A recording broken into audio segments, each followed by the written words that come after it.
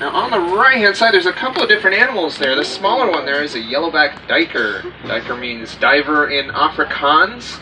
It's the way it kind of darts through the forest when it's spooked. It looks like it's kind of diving into the trees. That larger one there is the okapi. The okapi are known for their black and white zebra-like stripes on its legs, which you can't really see since it is deep behind those trees. But it kind of looks like a zebra from behind.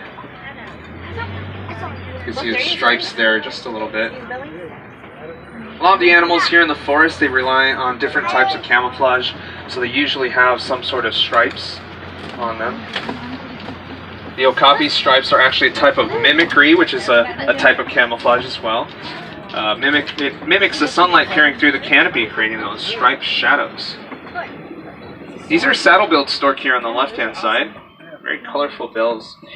When you crossed over the Africa Bridge to get here, you usually see a couple of saddle-billed stork over there as well, hanging underneath the bridge.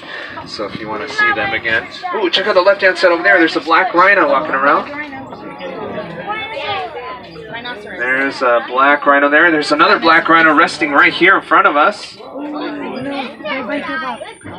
So black rhinos, they weigh up to 3,000 pounds. And they also have a pointy upper lip. Notice that lip. It allows them to browse through bushes and low-hanging trees. They also have those two horns. Unfortunately, they are being heavily poached for those horns, so black rhinos are critically endangered. There's less than 5,000 left in the whole world, unfortunately. There's some bongo in those trees on the right-hand side, way back in there. They're very good at hiding. They have thin white lines to help them kind of stay a little bit camouflaged. They also have horns that are slanted back, angled back, which allows them to run through the forest without getting them caught in the branches. So they're just that good at hiding. They're actually nicknamed ghosts of the forest because they're very rarely seen. We're going to head over to the edge of the forest now, where there's a little river over there. We call it Safi River. Just seeing the different animals in the forest, though, they're little reminders to us to use paper responsibly. As paper comes from trees in the forest like this, where a lot of the animals, they call it their home. So just remember to recycle paper if you can, and try not to be too wasteful. It also takes a lot of water to manufacture paper as well. One sheet of printer paper takes up to 2 cups of water. That means a whole ream or a whole package will take over 50 gallons. So if you recycle paper, you will save trees and conserve water. Alright, on the way down the left, I think I see a hippo in the water. Nile hippopotamus. Let's get a little bit closer. These are pink-backed pelicans. Oh, here's a hippo on the left-hand side here. Hippos weigh up to 5,500 pounds. That's much heavier than the rhinos. And it looks like they're mostly sleeping right now. They are nocturnal animals, so they'll be sleeping for most of the day. Nocturnal means they're mostly active at night. So usually at night, that's when they leave the water. Then they start walking around, exploring the land, looking for food. Hippos aren't the best as swimmers. A lot of times they'll actually sink to the river floor and just walk along the bottom. They can hold their breath for up to 8 minutes, and then they'll float back up for air. It's another hippo deep underwater on the left side there. Oh, there's some Nile crocodiles right over here on our left-hand side. Nile crocodiles. They're the largest of the crocodilians. They can grow as long as 18 to 20 feet long. Oh my God. No, sir. Look at those teeth and massive jaws.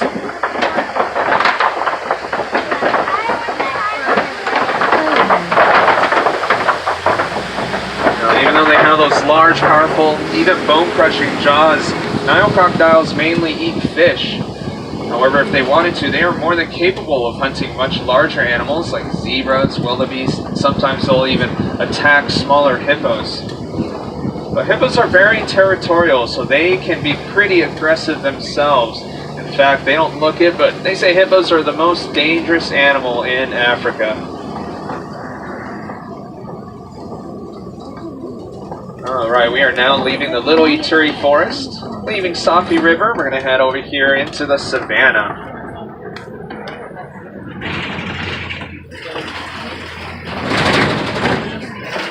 Savannah is a very different ecosystem. It's very wide open and flat.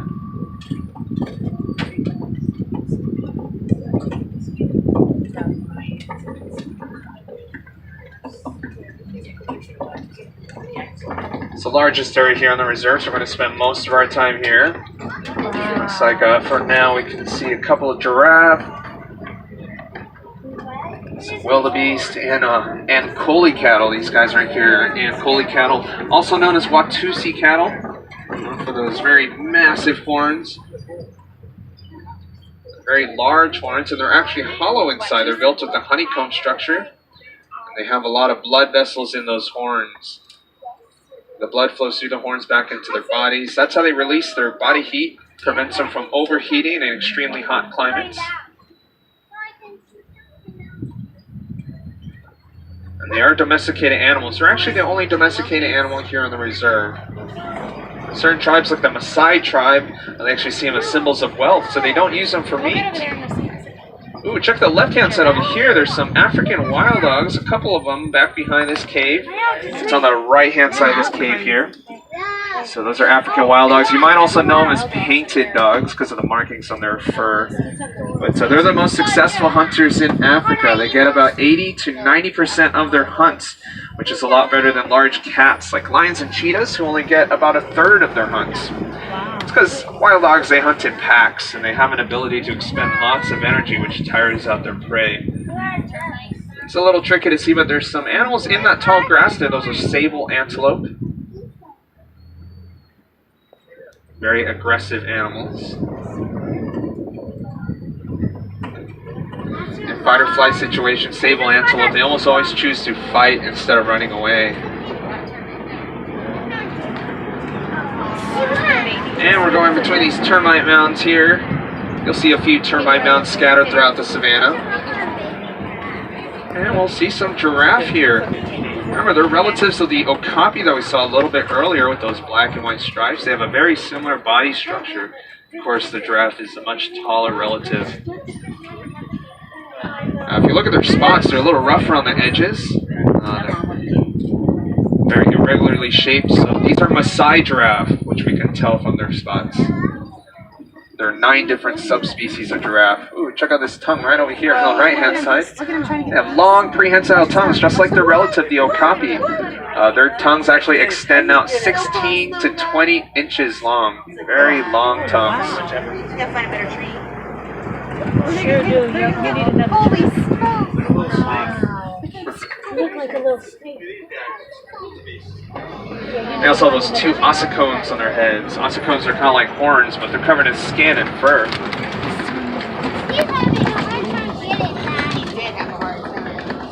Well, yeah, they are the tallest land animal. They can grow up to 20 feet. That height allows them to reach really high, of course, and also allows them to see over obstacles like tall grass or small trees and spot predators from far away. When they do spot predators, they can run up to 35 miles per hour. They can be pretty quick. These animals coming up on the right-hand side are springbok. They're one of the smaller antelopes. They're only about 3 to 4 feet tall, fully grown. These are adult springbok here. And their name comes from the word springing buck. It's the way they spring or leap up into the air. They can jump up 6 feet and leap 14 feet forward. These 3 animals over here on the right are Patterson's elands. Elands are the largest of the antelopes. And then there's the eland calf there with those very small horns. Those other 2 are the females. The males are much larger. They can actually grow up to 6 feet at the shoulder.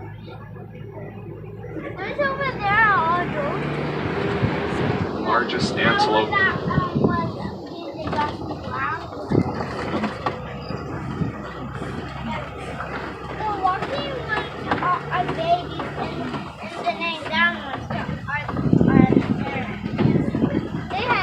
Alright, looks like we're getting pretty close to elephant territory over here. That's what this large knocked over tree up ahead represents. Symbolizes the elephants. They're the largest land animal, weighing up to 13,000 pounds. They can bulldoze trees on their own power. Oh, there it is on the right-hand side, African elephant. Oh my god. African elephants have those really large, massive ears. As it gets warmer, they'll start to flap their ears around to fan and cool their bodies. They have very sensitive skin. Sometimes they'll cover their backs with dirt or mud to protect their skin from the hot sun, like sunblock. Well, there's some monkeys here on the left-hand side. Those are mandrills. Mandrills are the largest of the monkeys. They're known for those bright colorations, the blue and red markings on their faces. It gets brighter the more excited they get.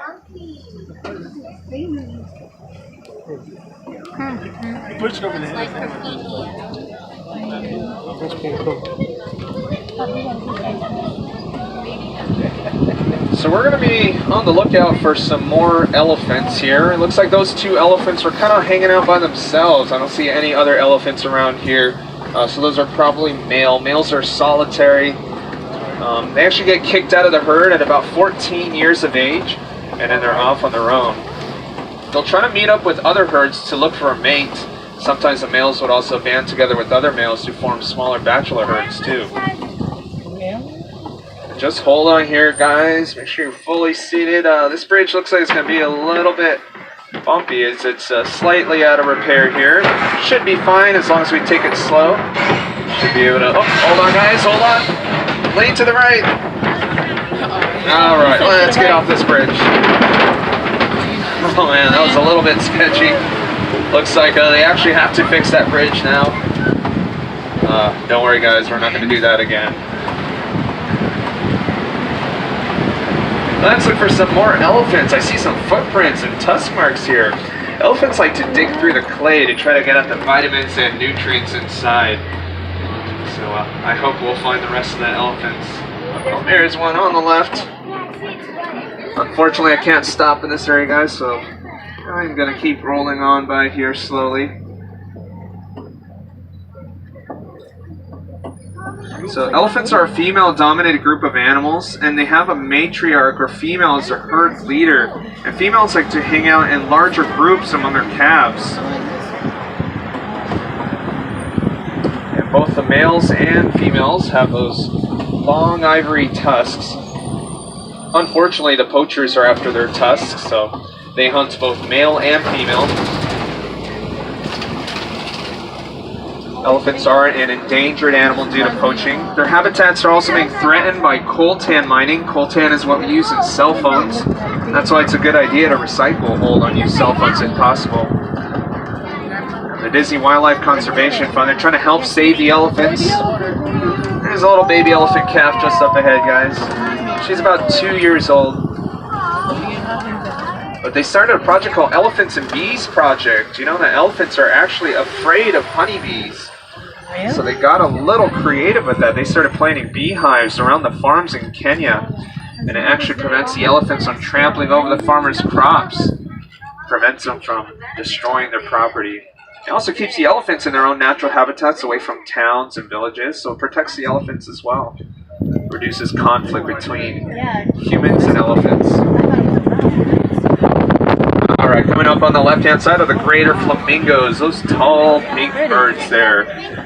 Out of all the species, out of all the flamingos, they're more of a palish pink color. Other flamingos are a little more bright pink. But they get their pink from their diet. They eat lots and lots of brine shrimp. It has that pinkish carotene in them. You got this one? Yeah.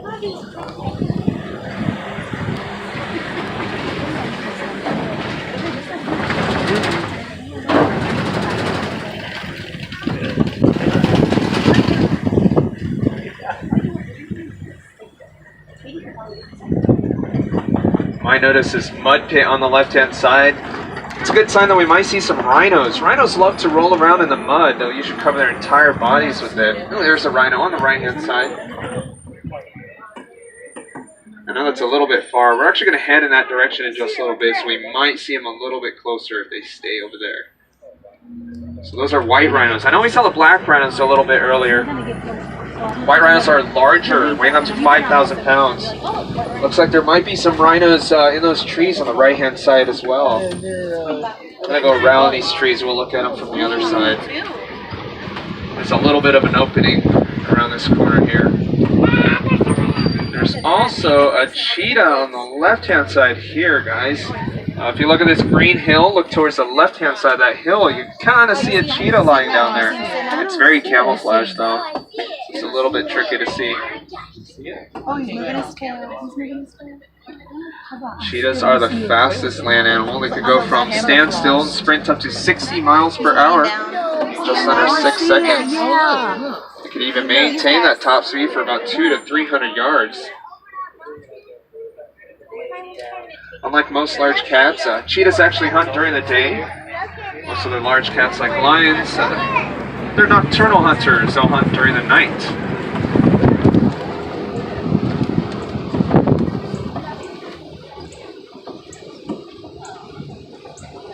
There's another cheetah there on the left-hand side. Oh, yeah, he is.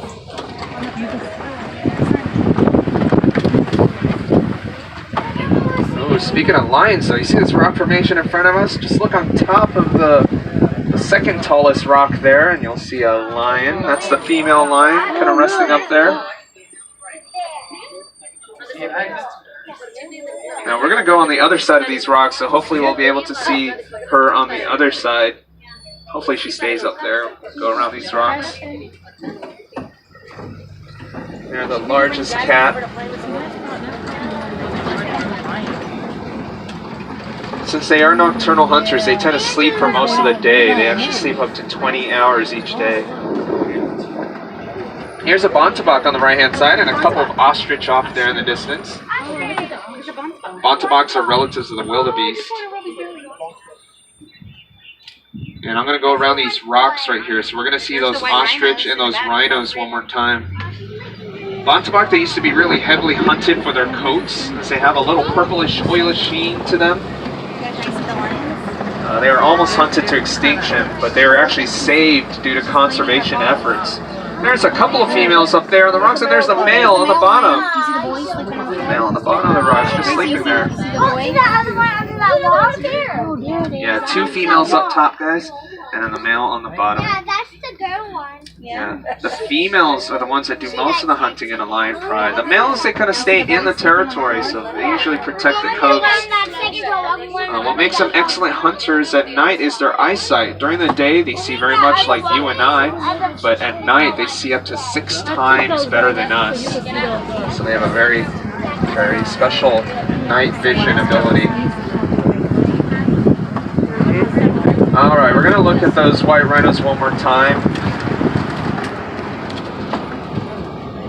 And hopefully the ostrich as well. So these are the white rhinos we saw that first time. So those are a little bit larger than the black rhinos, and they have flat lips to help them graze grass instead of pointy lips. The ostriches are the largest bird. Can't fly, but they have powerful legs that allow them to run up to 40 miles per hour. And these are ostrich eggs here on the right. Yeah, those are ostrich eggs. Largest laid eggs, fitting for the largest bird. So they weigh about 3 pounds, those eggs. And they have very tough shells, as they have to withstand the weight of the parents. The mother and father, they both take turns lying on those eggs. And the females weigh a little over 200 pounds. The males, they weigh up to 280 pounds.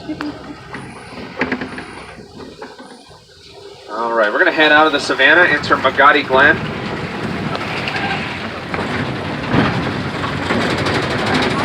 A little oasis area here.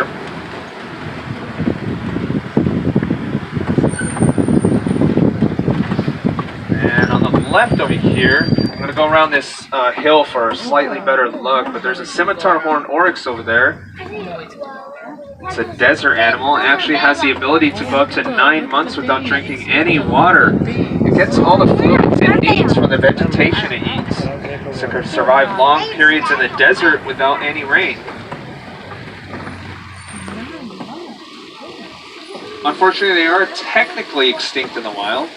However, they're in the process of trying to reintroduce them back into the wild. So there's a project that released a small herd of about 20 out there into the wild. And so they're being very closely monitored to check up on them. And they're hoping they could eventually be able to reproduce and become self-sustaining on their own. So they're still in their early stages of reintroducing them.